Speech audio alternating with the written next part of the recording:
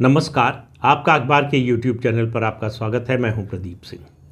वंशवादी राजनीति जब शुरू होती है, जब तरक्की करना शुरू करती है, पहली पीढ़ी आती है, उसके बाद दूसरी पीढ़ी तैयार हो रही होती है, तो सब कुछ हरा भरा दिखाई देता है।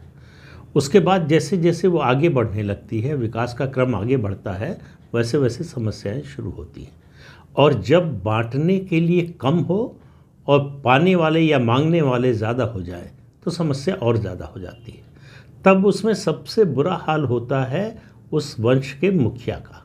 यही हाल है आजकल देश के पूर्व प्रधानमंत्री HD देवेगौड़ा का। आज उनकी परिवार में कोई सुनता नहीं। वैसे उनके 4 बेटे हैं, 2 बेटियां हैं। एक बेटी शायद विदेश में है। 4 बेटों में से 2 बेटे राजनीति में हैं। HD कुमारस्वामी जो 2 बार मुख्यमंत्री रह चुके हैं कर्नाटक के, और दोनों बार सौदेबाजी में किंग मेकर बनकर, एक बार बीजेपी के साथ और एक बार फिर कांग्रेस के साथ, और दोनों बार वो अपना कार्यकाल पूरा नहीं कर पाए। और दूसरे उनके भाई हैं, बड़े भाई हैं, हालांकि उनको मुख्यमंत्री बनने का मौका नहीं मिला। उनका नाम है HD रेवन्ना। दोनों की महत्वाकांक्षा बहुत है। इस समय दोनों के बीच और दोनों के परिवारों के बीच बिल्कुल कुत्ते बिल्ली वाली लड़ाई चल रही है। और लड़ाई का मुद्दा इस समय बना हुआ है हासन की लोकसभा सीट। हासन की सीट से इस समय HD रेवन्ना के बेटे प्रज्वल इस समय लोकसभा सदस्य हैं। HD रेवन्ना की पत्नी भावनी रेवन्ना वो हासन सीट से चुनाव लड़ना चाहती। उन्होंने अपनी उम्मीदवारी की, अपने आप घोषणा कर दी है कि मैं यहाँ से चुनाव लड़ना चाहती।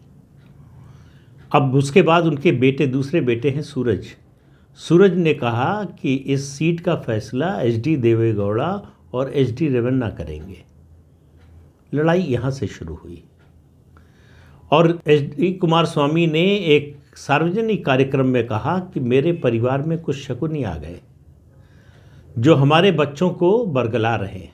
अब उनका इशारा साफ साफ अपने बड़े भाई रेवन्ना की ओर था, और उनका कहना था कि उनसे पूछे बिना, उनकी सहमति के बिना उनकी भाभी ने कैसे अपनी उम्मीदवारी की घोषणा कर दी।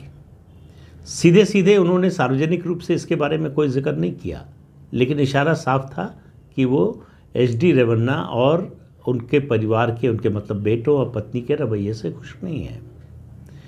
तो परिवार में दबाव बढ़ा। उधर HD देवेगौड़ा बार बार कह रहे हैं कि जो भी फैसला होगा मैं करूँगा, टिकट किसको मिलेगा मैं दूंगा, लेकिन सुने कोई तब तो।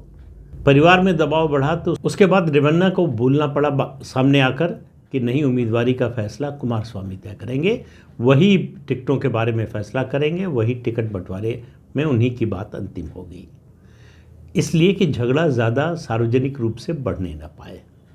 लेकिन झगड़ा तो बढ़ रहा है। रेवन्ना का बेटा जो सूरज है वो MLC है। तो परिवार में आप देखिए कौन कौन क्या है। HD रेवन्ना MLA हैं, मंत्री रह चुके हैं। उनका बेटा एक सांसद है, एक MLC है।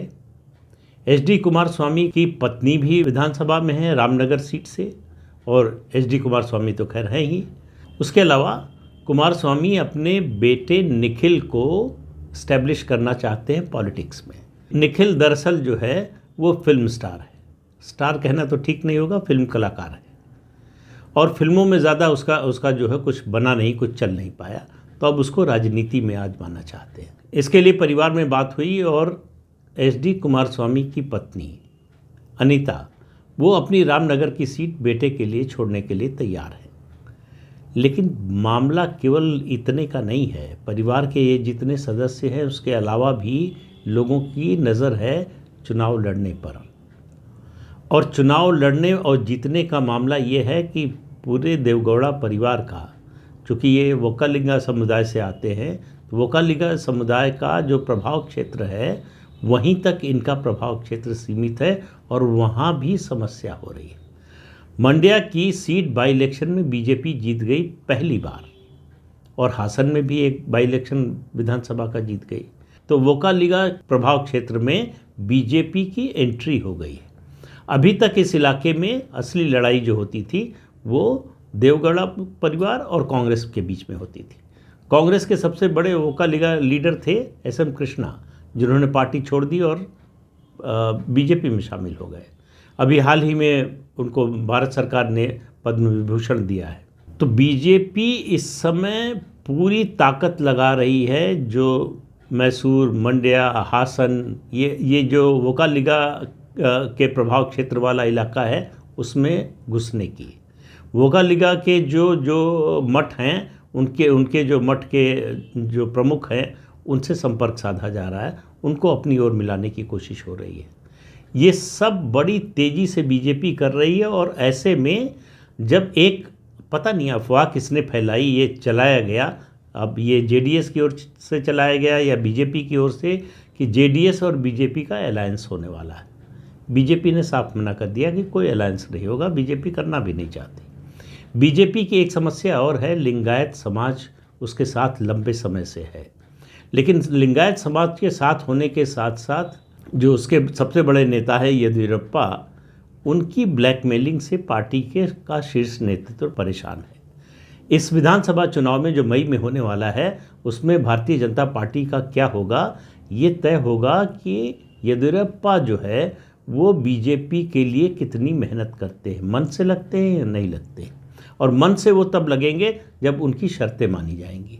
और सभी नेताओं की तरह उनकी भी शर्तें वही हैं, उनके परिवार का यानी उनके बेटों का जो है वो उनके बेटों की ताजपोशी हो उनके मुताबिक, मतलब मुख्यमंत्री ही नहीं लेकिन और जो चाहते हैं, क्योंकि उनका एक बेटा जो है वो सांसद है, दूसरे बेटे को वो बाई इलेक्शन लड़ाना चाहते थे, एमएलसी बनाना चाहते थे, अभी तक हुआ नहीं। तो अपने दूसरे बेटे को वो स्टैब्लिश करना चाहते हैं, ये उनकी मांग है। लेकिन समस्या ये है कि पूरे येदियुरप्पा परिवार के खिलाफ भ्रष्टाचार के इतने आरोप हैं। हालांकि कर्नाटक की राजनीति में भ्रष्टाचार का कोई मुद्दा नहीं रह गया, क्योंकि जो तीन पार्टियां हैं, भारतीय जनता पार्टी, जेडीएस और कांग्रेस, तीनों में जो नेता हैं, बड़े नेता हैं या उसके सेकेंड रैंक के भी नेता हैं, उन सब में भ्रष्टाचार के मामले में कोई फ़र्क नहीं है। भ्रष्टाचार का ऐसा मुद्दा है जिस पर तीनों पार्टियां बराबर के पायदान पर खड़ी हुई हैं। तो इसलिए वो बड़ा मुद्दा बनेगा ऐसा नहीं, लेकिन पार्टी के अंदर लोग मुद्दा बना रहे हैं और जेडीएस में और ज़्यादा मुद्दा बन रहा है। जेडीएस में एमएलएस को साथ रखना पार्टी के लिए मुश्किल होता जा रहा है। 2018 के चुनाव में जेडीएस को 37 सीटें मिली थी, उसी के दम पर कुमारस्वामी मुख्यमंत्री बने थे कांग्रेस के समर्थन से। 3 उनके विधायक टूटकर बीजेपी के साथ चले गए, 2 विधायकों को डिस्क्वालीफाई कर दिया क्योंकि उन्होंने राज्यसभा के चुनाव में पार्टी के व्हिप के खिलाफ वोट दिया था। तो 5 विधायक निकल चुके हैं। दूसरे विधायकों का दबाव है कि ये परिवार के जो लोगों की संख्या बढ़ती जा रही है उसको रोकिए, नहीं तो हम दूसरा रास्ता देखेंगे। और जेडीएस में ऐसे विधायकों की कमी नहीं है जो एक साथ बीजेपी और कांग्रेस से दोनों से बात कर रहे हैं, आकलन कर रहे हैं कि कहाँ जीतने की संभावना ज़्यादा है। उनके लिए जेडीएस के प्रति कोई प्रतिबद्धता नहीं रह गई, कोई वफादारी नहीं है, न पार्टी से, न पार्टी के नेता से, न पार्टी की अगर कोई विचारधारा है तथाकथित विचारधारा तो उससे। वो कांग्रेस या बीजेपी चुनाव जैसे नज़दीक आएगा, मुझे लगता है कि अगले महीने भर में, इसी मार्च महीने तक जो है, जेडीएस के कई विधायक अगर पार्टी छोड़कर कांग्रेस या बीजेपी में चले जाएं तो कोई आश्चर्य नहीं, क्योंकि कर्नाटक में जेडीएस का नाम अप्पा मुक्कालू पड़ गया है। कन्नड़ का शब्द है अप्पा मुक्कालू, का मतलब है पिता और उनकी संतानों की पार्टी। तो पिता और उनके संतानों की पार्टी का हाल ये है कि आपस के घर के झगड़े इतने हैं कि पार्टी के झगड़े सुलझाने का समय ही नहीं मिल पा रहा है। पार्टी के लोगों से बात करने का, पार्टी के लोगों की समस्या सुनने का, उसे सुलझाने का न एचडी कुमारस्वामी के पास समय है और न एचडी रेवन्ना के पास है। अधिकार सारे जो है वो एचडी कुमारस्वामी के पास है। देवगौड़ा की कोई सुनता नहीं। देवगौड़ा परिवार के मुखिया हैं, सब उनका सम्मान करते हैं, ऐसा कहते हैं, लेकिन बात उनकी नहीं मानते। देवगौड़ा का स्वास्थ्य भी ऐसा नहीं है कि वो ज़्यादा कुछ कर सके। देवगौड़ा पिछला 2019 का लोकसभा चुनाव टुमकुर से खुद हार चुके हैं। तो अपने गढ़ में, वोकालिगा गढ़ में भी जेडीएस की ताकत घटती जा रही है। हालांकि दावा ये किया जा रहा है कि 122 सीटें जीतने का लक्ष्य है, अपने दम पर सरकार बनाएंगे और ये जो है तोहफा होगा एचडी देवेगौड़ा के लिए।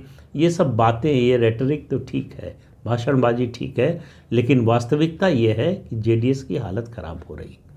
और ये सभी आपको जितनी वंशवादी पार्टियां हैं उनमें धीरे धीरे ये बीमारी दिखाई देगी।